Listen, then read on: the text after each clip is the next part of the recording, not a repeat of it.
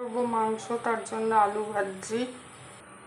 এইদিকে শুকনো মৌরি আর গোলমরিচ শুকনো খোলায় ভেজে নিয়ে একটু ভামাল দিস্তে গুঁড়ো করে নেবো। আলুটা ভেজে তুলে নিয়েছি। এবার এই তেলের মধ্যে গোটা গরম মশলা ফোড়ন দিয়ে পেঁয়াজ রসুন লঙ্কা ভেজে নেবো। আর আদাটা কষে রেখেছি, ভাজা হলে ভাজার সাথে মিশিয়ে মিক্সিতে বাটবো। তোমরা জানো আমি মাংস করলে মশলা ভেজে নিয়ে করি। এর মধ্যে একটু নুন দেবো, তাহলে ভাজাটা তাড়াতাড়ি হয়ে যাবে।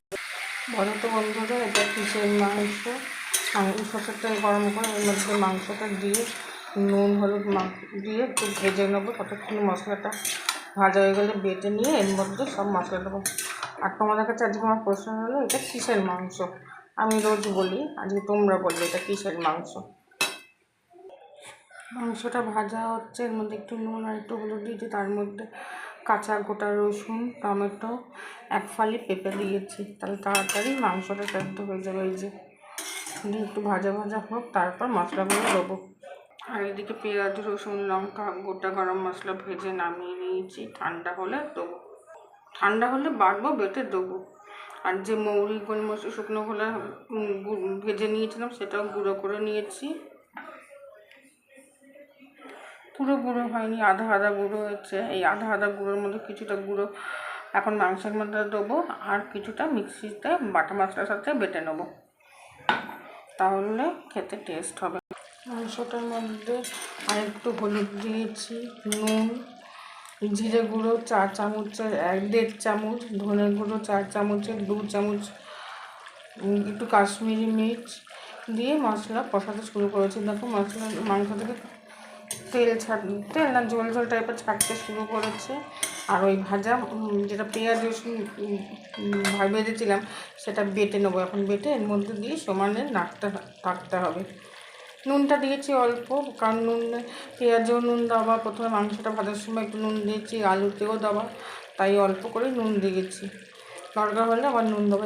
এটা গরম জলেই কিন্তু রান্নাটা হবে। বলো কিন্তু তোমরা এটা কিসের মাংস? আজ কিন্তু আমি বলবো না এটা কিসের মাংস আমি করছি। এই যে পেঁয়াজ রসুন লঙ্কা গরম মশলা একদম মিহি করে পেস্ট করে নিয়েছি, এর মধ্যেই আদা বাটাটা দিয়ে দিয়েছি। দিয়ে ভালো করে একদম একটু দানা দানা থাকলে কিন্তু মাংসটা খেতে টেস্ট হয় না, একদম মিহি পেস্ট করতে হবে। মাংস কিন্তু এখনও কষানো চলছে, করার আশপাশে কিন্তু এই মাংসেরই মশলা। আবার বলো না যে কড়াটা পরিষ্কার নয়, এগুলো কিন্তু মাংস কষাতে কষাতেই মাংসের তেল ঝাল মশলাগুলো লেগেছে। এখনও চলছে, আরও চলবে। আর এদিকে গরম জল বসে গেছে, কষানো একদম কমপ্লিট। এবার এই যে গরম জলটা করেছি সেই গরম জলটা আবার দিয়ে দেবো, দিয়ে ফুটতে দেবো, যাতে পেঁপেটা একটু সেদ্ধ হয়, আলুটা।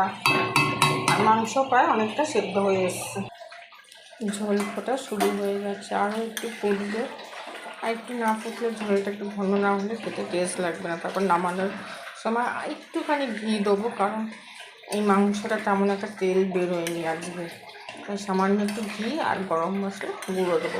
গরম মশলা গুঁড়ো না দিলেও চলে, কারণ ফোড়নই তো আগে দিয়ে নিয়েছি। ওটা না দিলেও চলবে, একটুখানি ঘি দেবো, সুন্দর গন্ধ বেরোবে, তাহলেই একদম কমপ্লিট আমার রান্না। একটু ঘি দিয়ে স্ট্যান্ডিং টাইম দিয়ে মাংসটা নামালাম, তার সাথে লেবু গরম ভাত আর নুন। এটাই হলো আজকে দুপুরের লাঞ্চ। মাংসটা তোমাদের বলতে হবে এটা আমি আজ কিসের করেছি। দেখো কী সুন্দর ঝোল কালারটা এসছে, ঝোলটা একটু ঘন ঘন হয়ে গেল আজকে দুপুরের লাঞ্চ।